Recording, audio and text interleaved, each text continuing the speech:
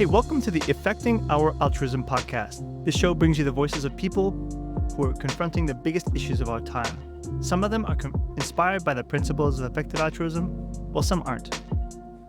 All of them, however, care deeply about making the world a better place. Allison Penner is the executive director of Reimagine Agriculture, ReAg, which helps to create a sustainable, resilient, and compassionate food system.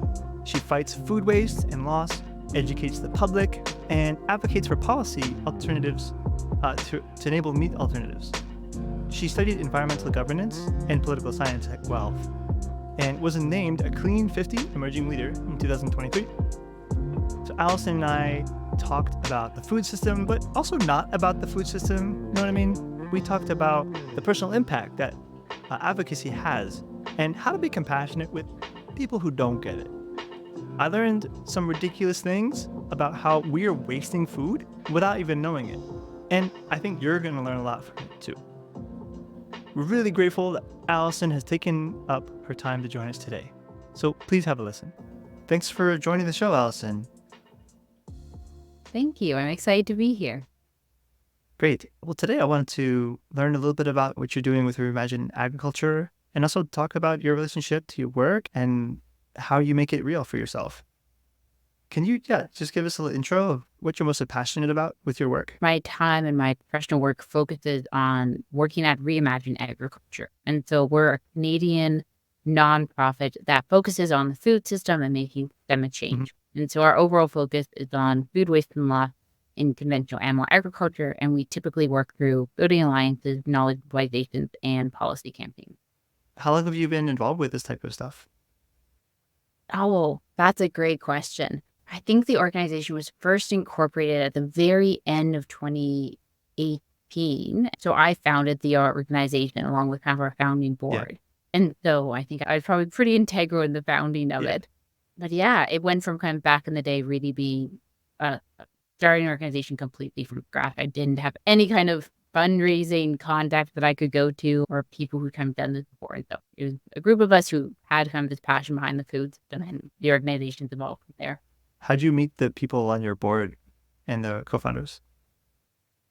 Oh, great question. The people on the very first board were all kind of people I'd known personally or kind of semi-professionally from different parts of my life.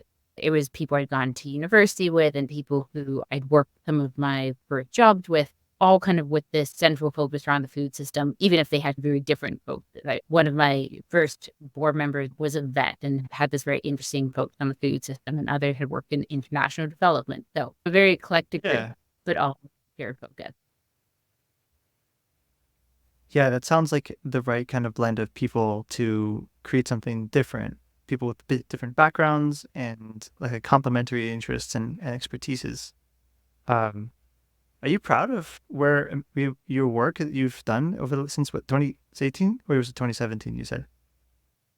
Yeah, I appreciate the question. I think, so in some ways, I want to say, obviously, like we have come so far. The organization itself has raised over $250,000 in inception. Wow. Compared to and compared to a lot of nonprofits. I think the failure rate for a nonprofit is kind of 1 in 5 or 1 in 10 within those first 10 years. Ooh. And so I think we kind of exceeded every metric on that side. I think that being said, for me, like I started the organization to affect the change in the food system I want to see. And obviously it's not going to be just me doing that or kind of this superhero who kind of saves the day, but I want to see some of these larger scale changes. And so I think that's always going to be the thing that I'm pushing for. Cool. That's what qualifies you to be on this show, is because you are putting in so much effort and energy into a problem that's insanely large and complex and urgent, really. So yeah, personally, I relate to the animal advocacy movement because in an intellectual and personal way. Like I think what's happening in the food system is quite tragic, and particularly when it comes to animals, the way animals are treated, I feel really badly about all this stuff. And it's easy to not think about. So, but you've been confronting the Canadian food system for some years, and you've put a lot of heart and soul into it. So yeah, I'd like to learn a little bit more about you, Allison. Like when you started up this organization, did you consider yourself an activist or a policy person or both? Or rebel or institutional type? What kind of person were you when you started Reimagine Agriculture? Yeah. Well, um, that's a good question. I think probably the word I would have most identified with at the time would probably be advocate, that I thought really myself as an advocate for making this change. I think the seeds of the organization were planted when I was in university because I grasped onto a couple of key concepts of the way that I want to participate and facilitate what was being done. And so my degree in environmental governance, but I kind of see myself often as a policy person. And I think that a lot of solutions come from policy.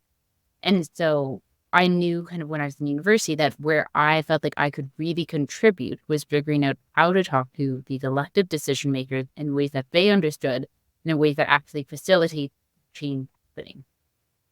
I think on the food system side of it, throughout my university degree, I think I centralized more and more on the food system as kind of this very viable opportunity to make a lot of these key changes. And so, like you, I think that I definitely saw the ethical side and kind of the concerns around that. And it's something where if you don't look into it, I think you kind of fear the worst and you look into it and then it's a million times worse than you could have ever imagined.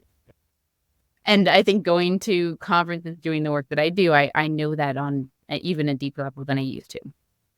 Regardless of that, I think when I was in university, I started to see like, okay, the food system is going to be vital, yes, for the animal perspective, but from the environment perspective, from the health perspective, like everything seems to come back to the food system. Yet, like there is so little systemic focus and understanding. We are still not having kind of grown-up conversations of what the basic facts and what the well understood data is showing. And even within kind of my environmental governance degree, like very few people were aware of the role of like meat and climate change, or food waste loss and climate change. And so I think that really sparked that for me of like, well, if the students in these classes don't know that, clearly there's a huge gap in understanding.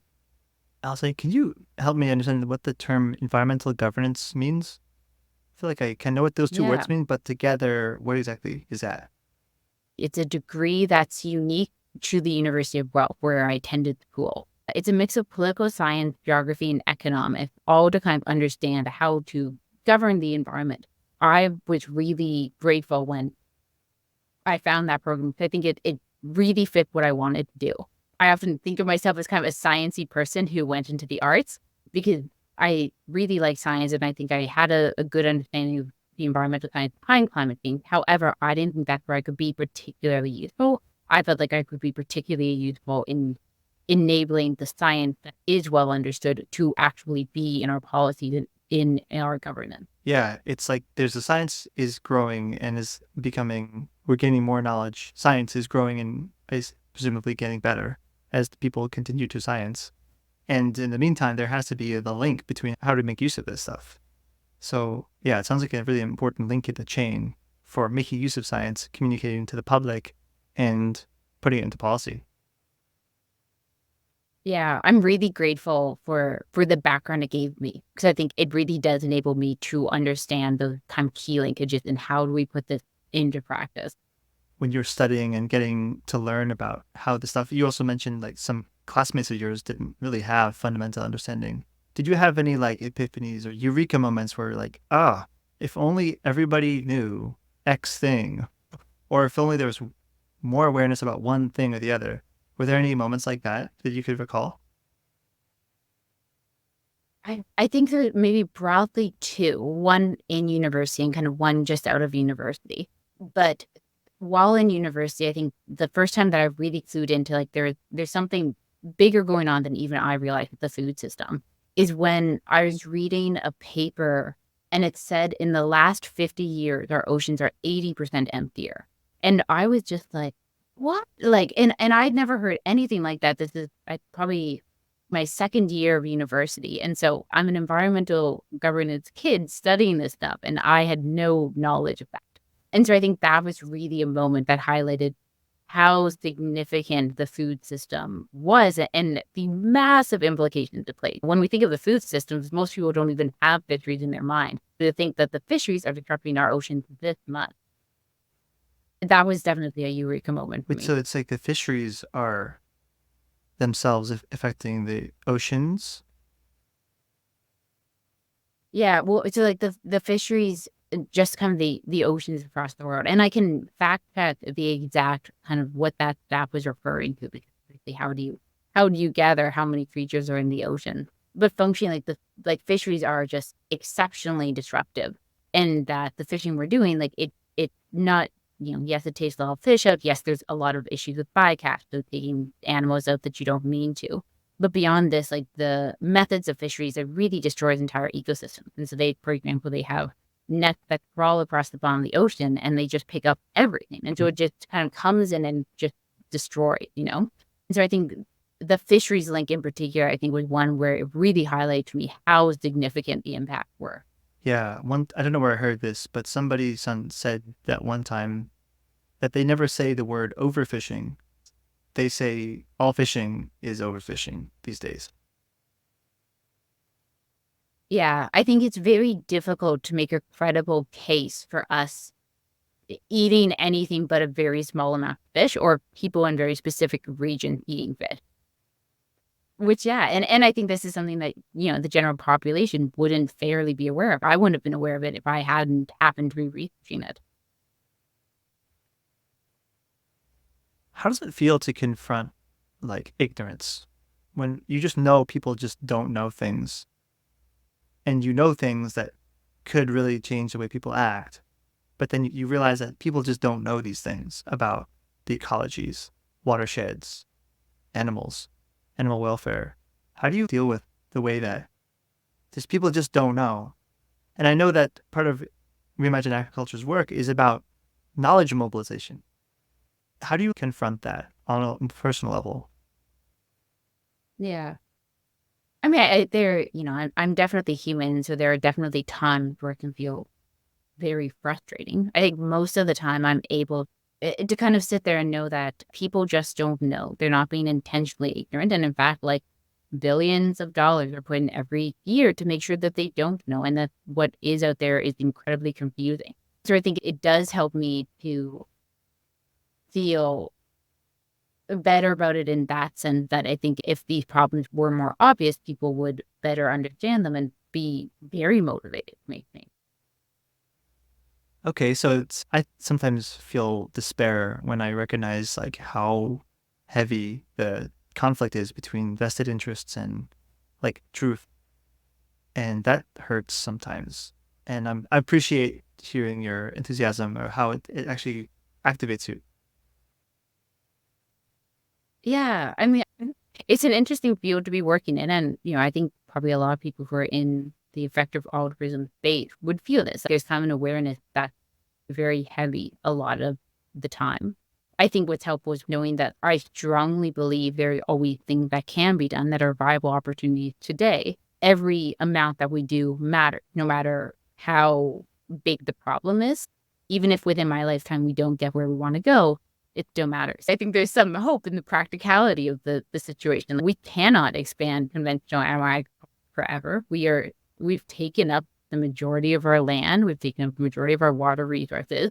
Climate change will continue to get worse. And so it will be harder and harder to do conventional animal agriculture. And so it's just how fast do we enable a shift and transition away? And I think the same thing with food waste and loss. Right now in Canada, estimates put it that we're wasting over half of the food produced. Half? And that's just not being, yeah, over half the food produced. Right? And like, it's What? just not going to be viable in future. Most of that food is lost pre-consumer. And so it's lost kind of within from, yeah. But it's shocking, right? You can't be serious. Half of food that is not even before it even reaches the consumer is wasted. Lost or wasted, yes. How do you lose food? So there's a distinction between lost and wasted, which is that loss typically is around things like a lack of refrigeration or something like that. And then waste is typically food that is surplus that just is wasted, that doesn't get used. I see. It's like different ways to write off a product. And I should say that I think people talk about it. Yeah. And it like shocking Ah, the statistic of this. And also like so much of that is perfectly edible food that could be saved if there was any incentive pushing it that way. But we don't have a focus on that. And we don't even have a goal we don't measure our food waste in Canada. And there's no goals for reduction. I think to kind of your earlier question, the thing that makes me very hopeful about that is that anyone you talk to, regardless of if they're more liberal, more conservative, like when you talk about this, they understand how much of an issue that is. It shows kind of the incredible challenges with the food system that over half the resources produced by that system are not used. oh, that's a really big frame shift for me because I have a toddler, and when she doesn't eat like 2 peas off of her plate, I give her a little bit too much shame, I think. I will say, like, yeah, doing this work, I waste no food anymore because it's incredible. Yeah, and in fact, the real attention should be upstream. The real attention to the problem should be upstream. Yeah, I think that in the system focus is definitely where there would be the possibility to reduce most food. And I think this is one where if we have a little bit more attention on it, it is something that makes sense to do. Yeah, and I like the notion of the lever there. So if there's a little of attention here, it could actually do a systemic change to affect a big change. I want to ask you about this notion of systemic change, which is a lovely phrase for those who have good intentions for the world. And it's also because the way leverage works, it could also be very bad, right?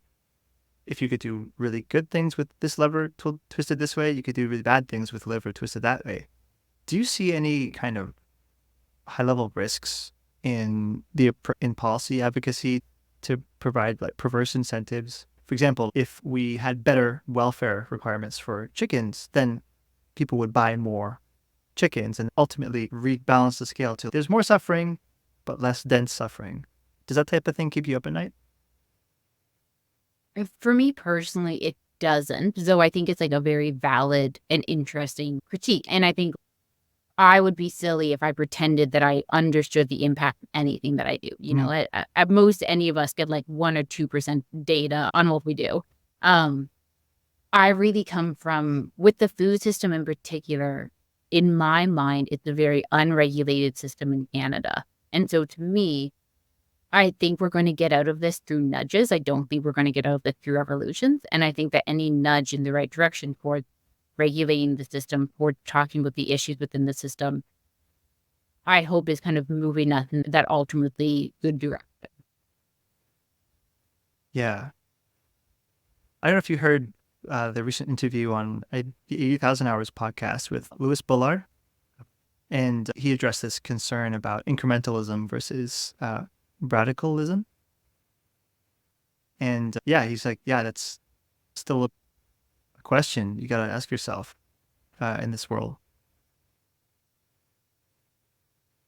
I think that to answer my own question about where I was a few years ago, I think I had been a revolutionary in my early 30s, and then I'm more of an incrementalist in my late 30s. And I don't know where I stand. It depends on the issues. But returning to I asked you before about how would you describe yourself when you started Reimagine Agriculture? I'm curious what sort of things you noticed. Yeah. And maybe I can just Reimagine Agriculture in 2000, was it 17? Or 18? 2018. Excuse me, 2018.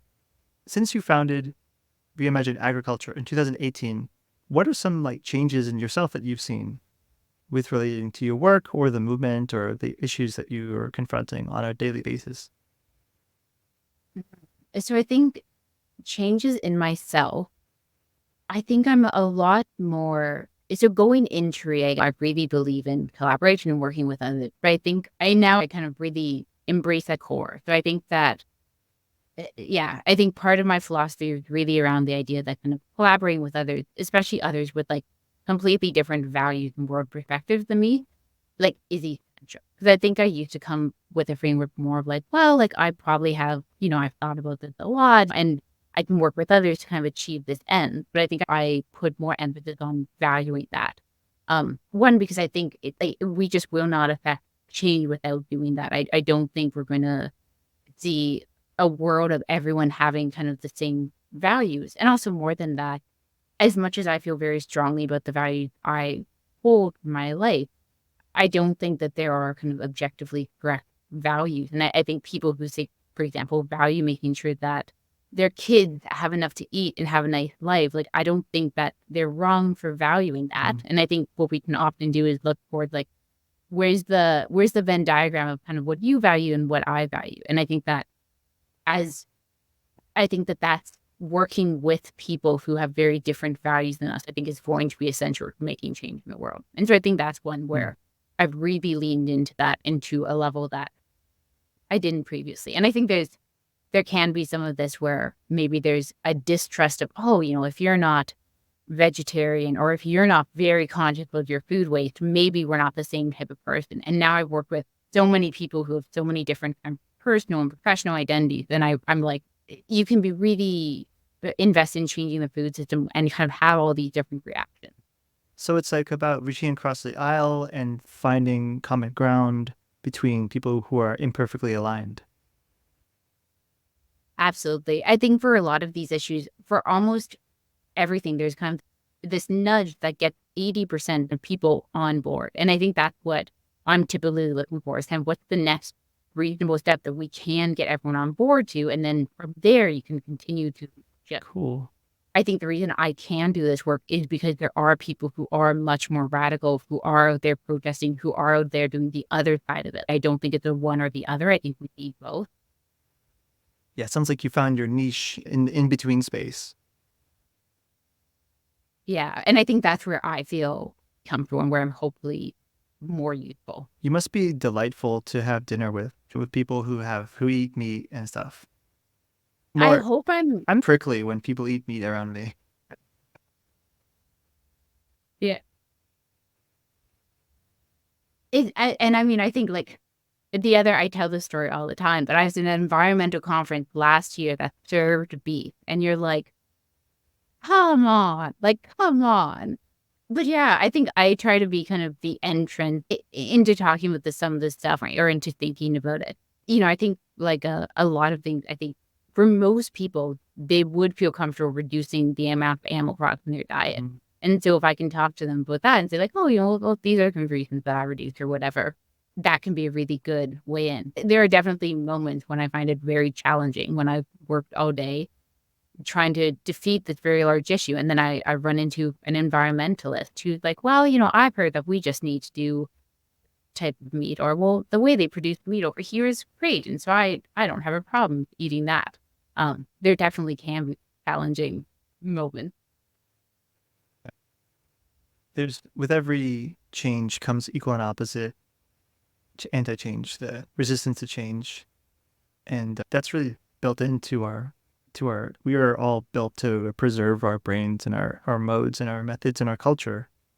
And sometimes that could be, when these things confront each other, it could end in tears.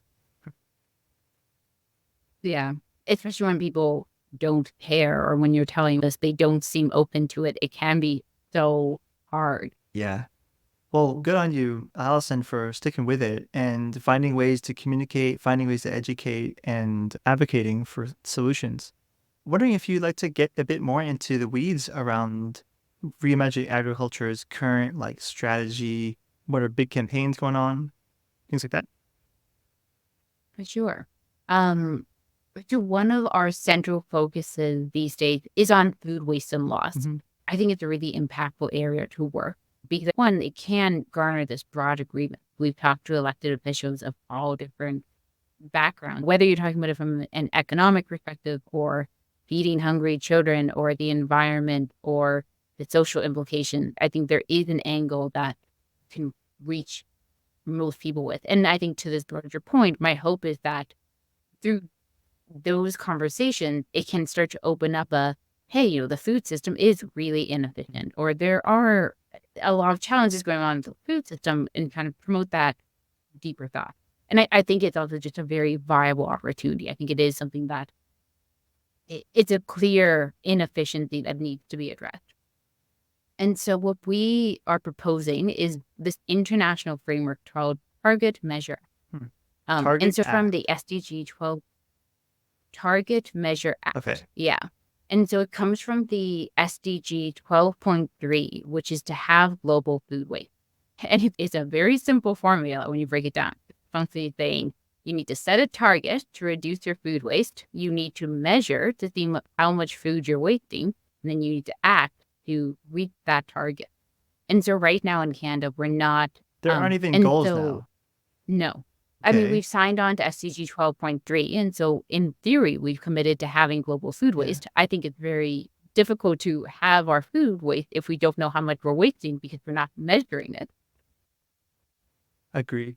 Yeah. And so I think that framework overall is what I really want to see go into place. And even if it starts with kind of just measuring and then building up to targets and reductions from there, we have to be measuring our food waste. Within that, I think we've looked at a lot of actions that can also support them. A very simple thing that you can do is remove best before dates. A lot of people think that best before dates are a safety standard, and they are standards that are put on by corporations, which have nothing to do with the safety of the food. It's just based on their own value. What? Yeah. And so there's expiration dates and there's best before dates. And so like on baby formula, there's expiration dates because it says like the nutrients will degrade over time. But for best before date, it's not about food safety. And a lot of consumers think it is because there's a date printed on the box. I think it would be very hard to tell people that it isn't. And so I think if we could remove those, that would be a very simple way to reduce a lot of food waste. A couple of identified products that have expiration dates that are like medicines and baby formula. But for like food, like if you pick up a rotten apple, you're going to know it's a rotten apple. If you bite into a cracker and it's slightly stale, well, you've bit into a slightly stale cracker. So I think that putting the date on when it will be somewhat arbitrary promotes this notion that food's very unsafe and you have to be very careful around it. Humans are very well trained by our instincts to figure out what food is not good. Wow. I've never even thought about this. So it's a best before dates are kind of a marketing or induced demand type phenomenon. Yeah. Okay. Tell the world. Right. And also in terms of actions you can take, it's just removing a thing. The change itself is very simple. Yeah. Tell me more. I'm sure you got a lot more. Campaign, or is that like that's like your main campaign going on? The food waste and loss campaign overall. Okay. And so best before dates are part of that. I think we've advocated for other types of mechanisms. So one thing that's really helpful is the food waste hierarchy, which goes through not only how do we want to reduce food waste and loss, but how can we best prioritize? At the top, it's to say that, I can send you a link if it's helpful. Or if you Google food waste hierarchy, you'll likely see a version come up. But the first is to say, well, first off, let's try to reduce and prevent food waste. And so in the UK, for example, they've adopted the term food surplus, which I think is very, very useful. Because when we talk about food waste, we're already saying this is a waste, this is a non-valuable food. When, of course, a lot of this is perfectly edible, healthy food that could be consumed. And so the first thing we want to do is prevent that, ensure that food reduced is getting to consumers. And then from there, it's donation, then feeding animals can be used as for energy or different types of uses. And then at the bottom is compost. And so kind of our goals fall within that. And so, for example, on donation, I think there's some stuff Canada could do here. So, for example, in the US, there's a tax incentive that supports and actually gives companies kind of quite a good incentive to donate food. And so that's a solution we could implement here. I think what we functionally need to do long-term is develop a centralized donation system that allows donations to be flowing across Canada, across provinces. It will be very regional, but I think long-term that's where we're headed. These are kind of the types of actions that we're hoping lead to this bigger Target Measure Act. Of course, though, back to this idea, like we have to be measuring our food waste and loss and having that kind of as the central pillar. Yeah, kind of quick question on this. Thinking our audience is going to be is global, and a lot will be in Canada, and a lot will be outside of Canada. Is there like a geographical scope that seems relevant? As in, like, for example, does Canada have like the most waste? Does US have the most waste, or developed countries or developing countries? Yeah, so it's very specific to the countries themselves. So typically developed countries have very high wastage within the system versus developing countries will typically have a lack of refrigeration and stuff that are more challenging for them. Um, we've also seen across the world a lot of people who have done a lot of work. In Japan, they've significantly reduced their food waste through government regulation. The UK is the leader in the world in terms of reducing food waste.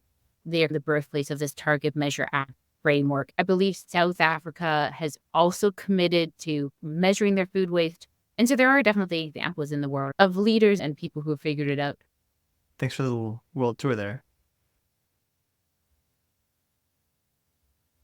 Yeah, I think that it's so helpful when you're doing policy work to be able to point to kind of what are the other people doing. And so we can kind of show these well understood, implemented solutions, these non-fiction business cases. Right. Where people are actually making it happen. Are there any other campaigns you would like to share about? Oh, maybe I'll share this one. So this is a very accessible initiative that we're starting up, but it's just called Share Your Story. And so one thing that we want to do is kind of highlight the many different people who are interacting with modifying their diet or their relationship with food. And so if you go to our website, you'll see this tab, but it's kind of this idea that you can share a short video telling us about your relationship with food, anything that's changed over the course of your life, and kind of some of the values behind that.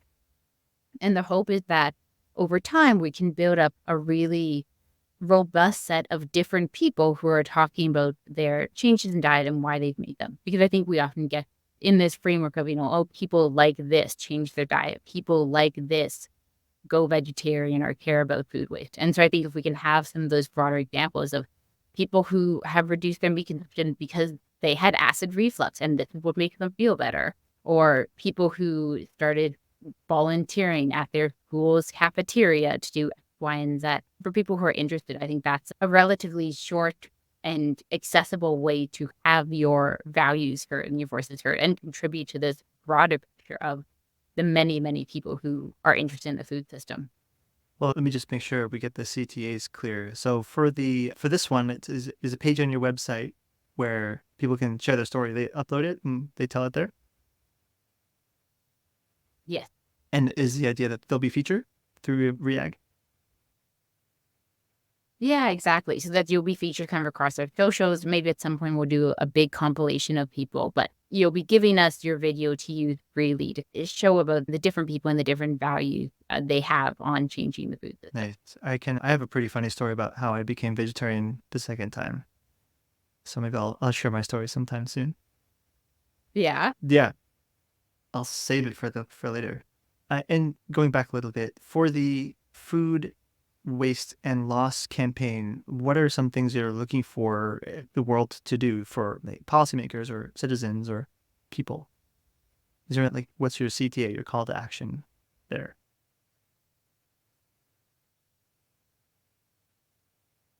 Yeah. So I think in the fall, we are planning to have kind of a more public facing view of this, but your people who are interested are welcome to join in now. The main thing is to email your MP and talk to them about food waste and loss and just say, hey, this is an issue I care about. I think we'll be working on it. You can definitely go to our website and grab points from this. I think the brief should be on there. You can download and I'll also use. When I'm talking to MPs, even MPs who are on the standing committee for agriculture and agri-food, a lot of them have not heard about food waste, or if they've heard about it, it's really not at the forefront of their mind. And these are people who care about the food system. And so I think if we can have people across the political spectrum hearing, we really want to address food waste and loss, that's going to make a very meaningful difference in terms of actually putting it on the agenda.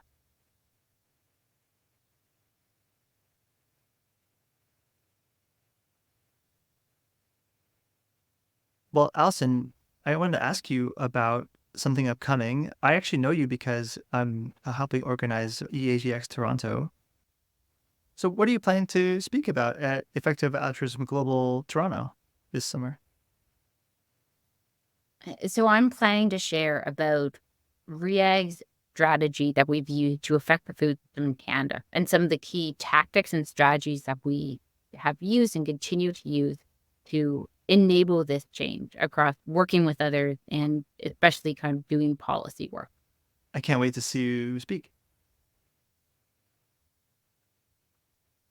Oh, thank you. Yeah, I think it'll be an interesting talk. And beyond that, I think I'll touch on a little bit about the operations of the organization and how to facilitate kind of food system change in Canada from a financial and marketing perspective. For someone who's not sure whether or not they want to attend EAGX Toronto, what would you say to them? I would say that it's likely a place to meet a lot of like-minded individuals. And I think those connections on personal level and professional level can be really key to developing a fulfilling life. And so I think that it's a really great conference to centralize the Canadian participants in this movement and allow us all to meet and connect. Those are some skills that are very important assets in the movement.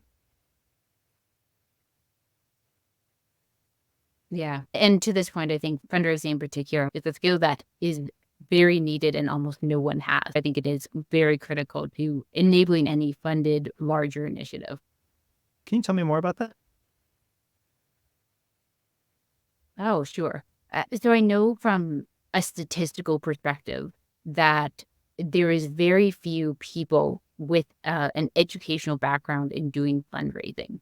And so there's always many more jobs available to do fundraising than there are applicants, and especially applicants of quality who have a background doing. And so what it means for a lot of the movement is that for a lot of people, they end up doing fundraising because it's essential and that you need to develop that within your own team. It might be hard to find other people with those skills.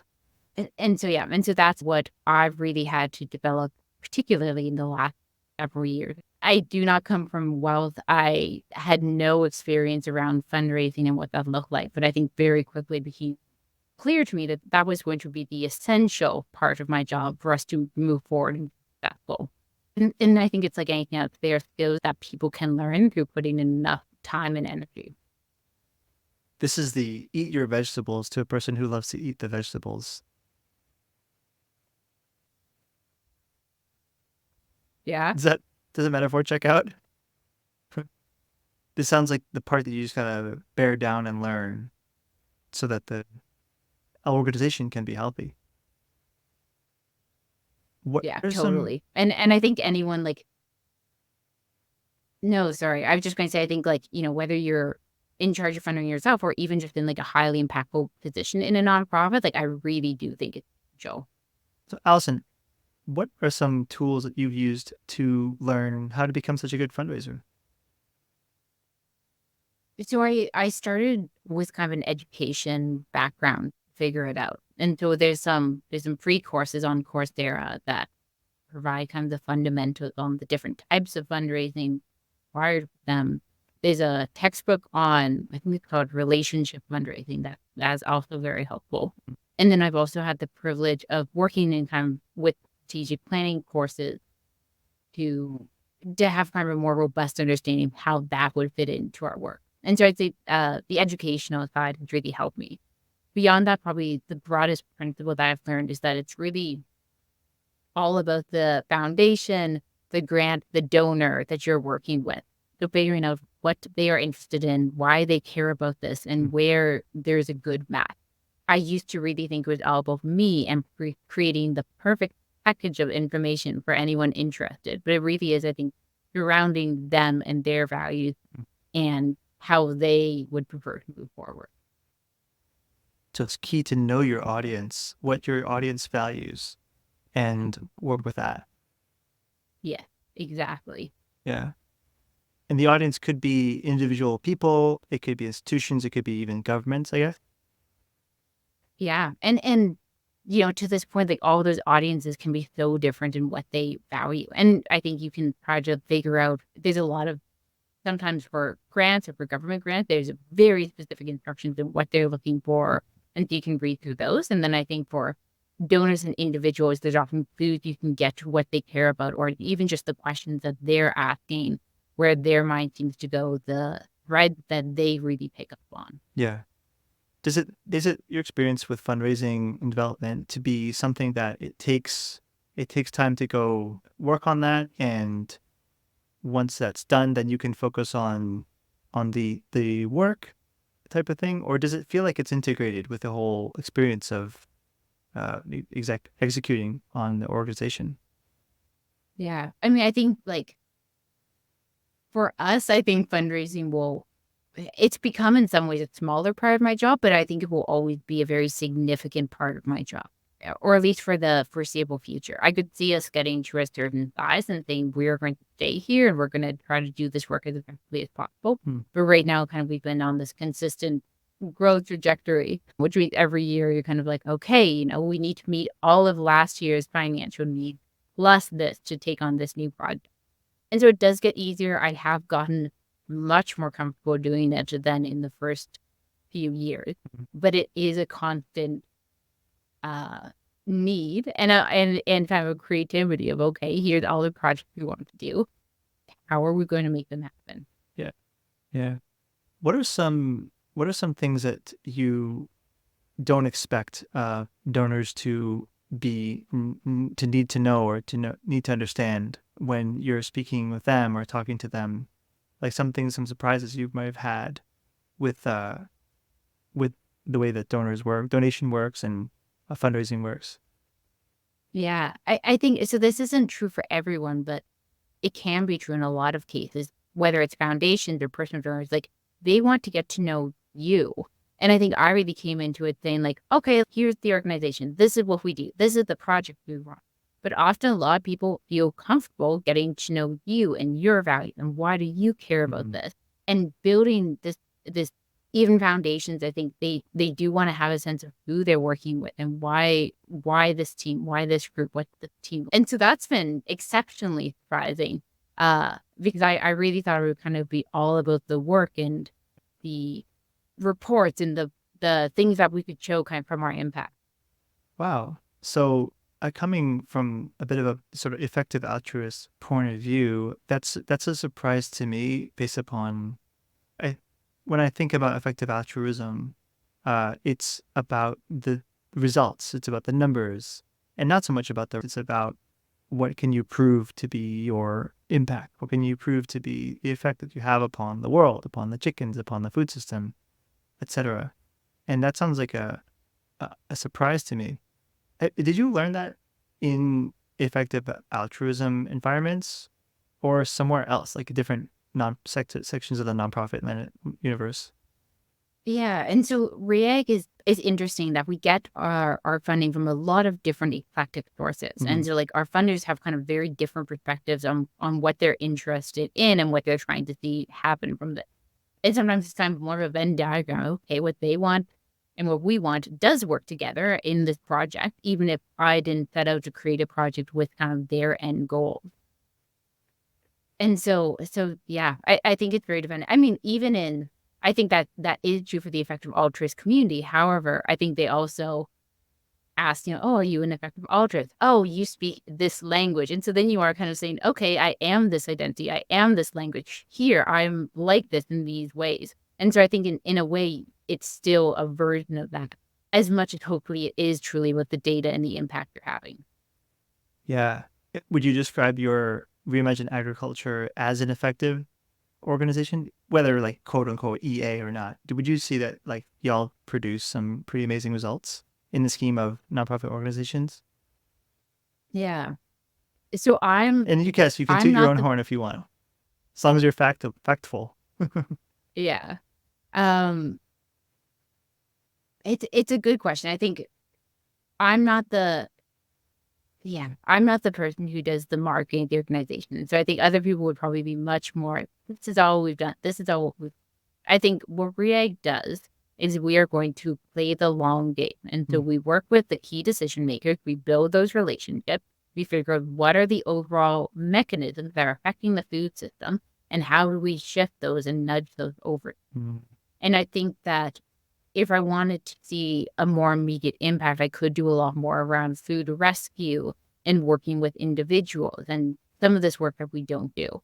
And I think that work is really essential work. I think we build a lot of our cases off of showing, hey, look, this specific region did reduce their food waste, and this provides this case study showed the economic benefits, the health benefits, the environmental benefits. I think that work really is essential. But I think where ReAg is effective is in that long game and creating that, enabling that longer term.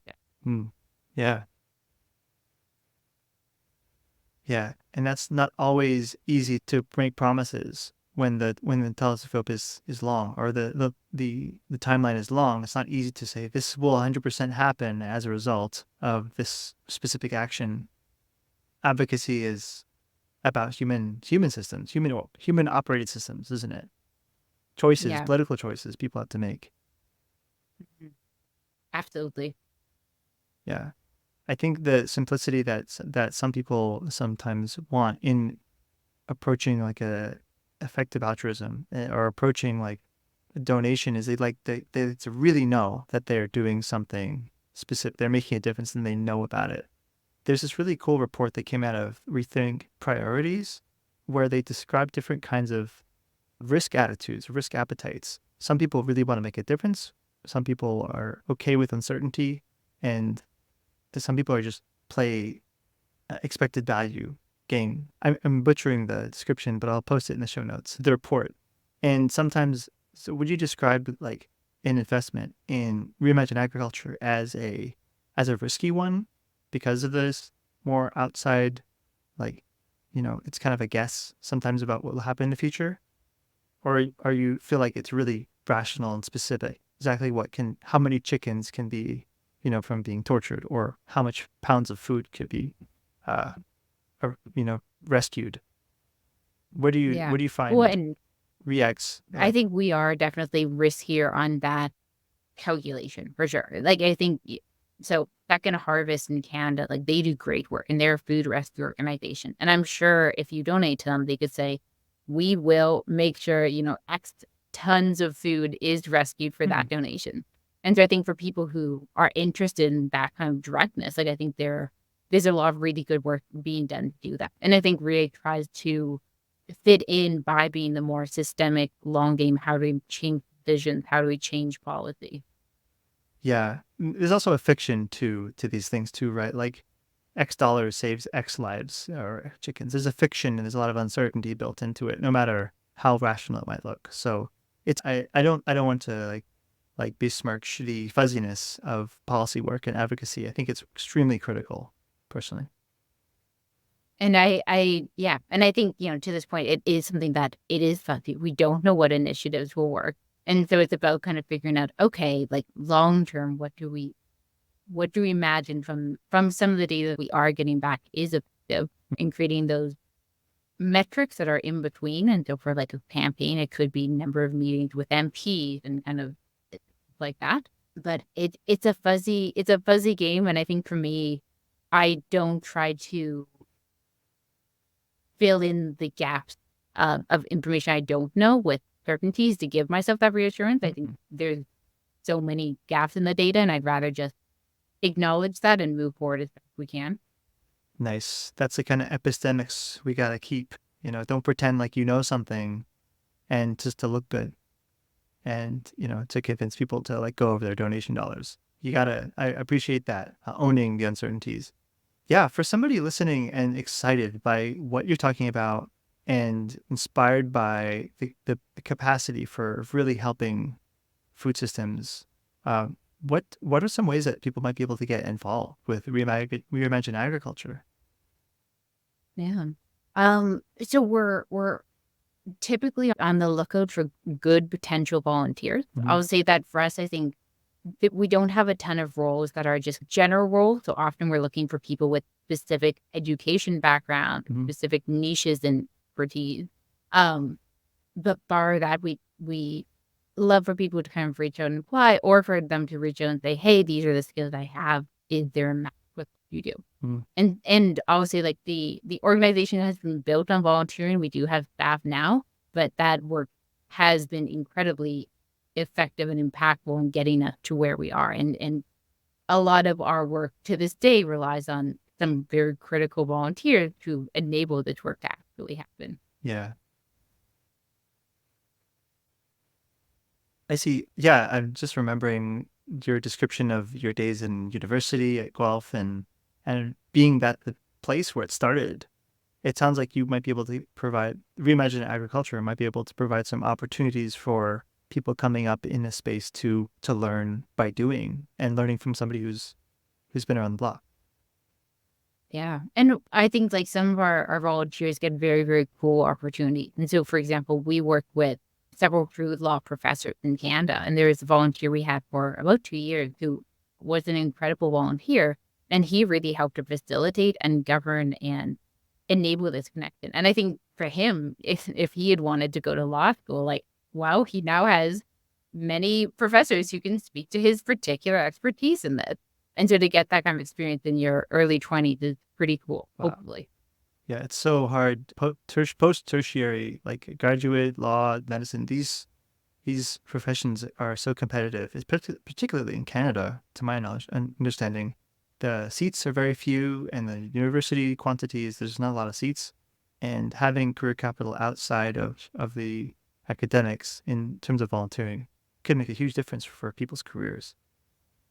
Nice. If people are interested in learning more about volunteering for Reimagine Agriculture, what can they do?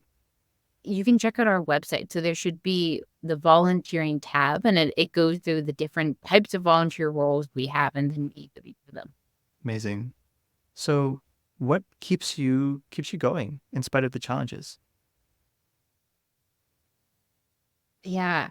I think, yeah, I appreciate that question because I think you mentioned kind of motivation and then also kind of like functional life. And so I think for me, on the motivation side, I think this probably just comes easier to me than most people from what Mm. I've understood. Like I think uh when I was a kid, I had this shirt that just said save the world. And I think in some ways I'm still doing that. I've just kind of narrowed it more and more. So for me, what it's looked like is saying like my values are like the guiding point for my life. And so how do I get my life to fit around those values, not what does my life look like and how do I can have it fit into these values? And so it's changed a lot in terms of how I make decisions and like how I spend my free time and all of that I think is kind of rooted around this. Hmm. On the other side of this, on this functional point, I am a limited being, unfortunately. I think I don't know. If I had this switch to become a productivity robot, I might switch it. But so far at least it doesn't exist for me. And I'm not I know some people who can kind of work 12 hours a day nonstop and do that day in, day out. And like that is absolutely not my experience. I definitely have a lot of challenges with anxiety, with keeping myself keeping myself able to be productive. Mhm. And so I have the foundations of my life that I've really set out to make sure that I'm able to. And I think for me, like it's sleep, food, and exercise are like the bottom three foundations. Like that have to be met. And, maybe I'll go one night a week with a little bit less sleep, but it's really kind of that level. And I want those to be the foundation. And then from beyond there, it has to become community connection and talking to others and speaking with others. And then from there, working and involving myself in other movements that are meaningful to me, even if they're not, quote unquote, the most as effective as the food system. And I think that those foundations have really actually let me do this work. And also, I think we often talk about them as separate things. But like when you're talking with your friends and you're socializing, well, you're actually building up donor relation skills because you're learning how to interact with people and how to talk to people who have different perspectives. And so I think it really, for me, it's necessary to have both. Yeah. Wow. Yeah. That sounds like, yeah, get your basics right and you can go far. And I think a lot of people feel like, and I've been in this place many times, that when you're not doing well, it feels like I need to fix whatever problem. I need to fix my professional life, or I need to have more friends or whatever. But I think in fact, yeah, you need to have the foundations and then you can build upon that to have these things. Yeah. That's great. Yeah. That's a really helpful reminder. I think when we think about the biggest problems in the world, the biggest challenges we are here to confront, we can confront. It's also don't forget about that one person who would be confronting those issues. Yeah, I wish you good sleep 7 nights a week, Allison. I am a pretty good sleeper. Most nights I probably get 9.5 or 10 hours. So I've really carved that out in my life. I'm sure if you have a toddler, you probably get a lot less sleep than that. No comment. Yeah. She gets sleep though. I'll tell you that much. As long as she's all right. I'd like to hear any key messages you want to leave the audience with. Okay. So I think 3 top messages could be: 1, best before dates in my mind should not exist. I think we need to have expiry dates on key products. For most products, no dates, and that allow consumers to use their senses as we've always done to figure out what food is safe. The second is that I believe it's 5% or less of Canadians get the minimum amount of fiber recommended. And so we need to adjust diet to enable more than 94% of the population to not be deficient on an essential nutrient. And the last one I'll mention is that cultivated meat, in my mind, is a policy issue. It's not actually a technology issue.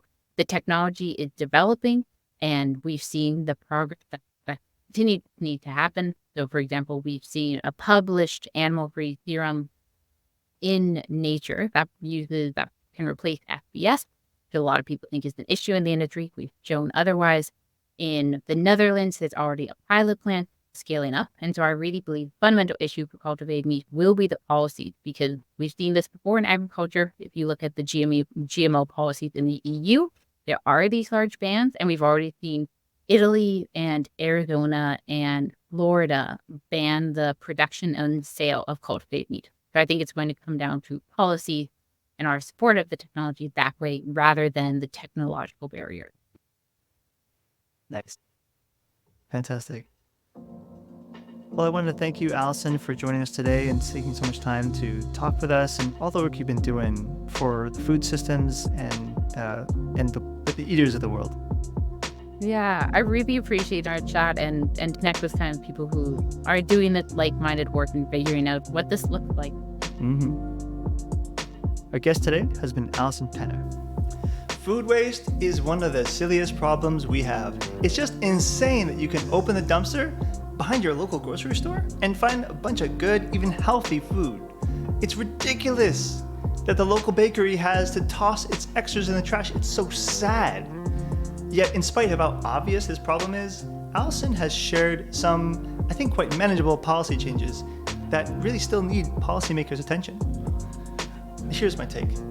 Just like housing in North America, part of the issue is that people see food as a commodity, not a human right. And capitalism doesn't work without waste. So, in my view, what's needed, again like housing, is that citizens and policymakers approach the food system from a rights framework, not just supply and demand. That's not enough. It's ridiculous that we've gotten to this point where we're tossing out so much food while there are hungry people in our neighborhoods and outside of our neighborhoods. It's not okay. Let's fix it. We only scratched the surface of the core issues that Reimagine Agriculture is campaigning on. We barely even touched on these amazing topics like cellular meat and animal welfare issues, which are there's so much to talk about there. And I hope that those of you who care about food security or any of the things we touched upon, reach out to Alison to just get more knowledge, to learn more from her wealth of experience, research, and action in the field. All right, so what do you think, listener? This show is on all the social media platforms, so drop us a note on any of those accounts. As I say, this podcast is a truth-seeking podcast, so if you're listening to this and you disagree, I would love to hear you out and keep the conversation going. In particular, I'd be interested in going into the weeds with those of you who may disagree with the notion that a plant-based diet is best for personal and planetary health. So go ahead, change my view. Let's do it. Later on, we'll keep you posted on what Reimagine Agriculture is up to, what stories they're following, their recommendations for action to create a food system that honors the energy it takes to produce nutrition. One more thing before I go, everyone. Part of the way that we measure the success of this podcast is how much attention or donation money we help direct towards the amazing organizations who we feature. So if you reach out to the Reimagine Agriculture team, please be sure to tell them that the Affecting Our Altruism podcast sent you. Well, that's enough from me. Thank you so much for listening.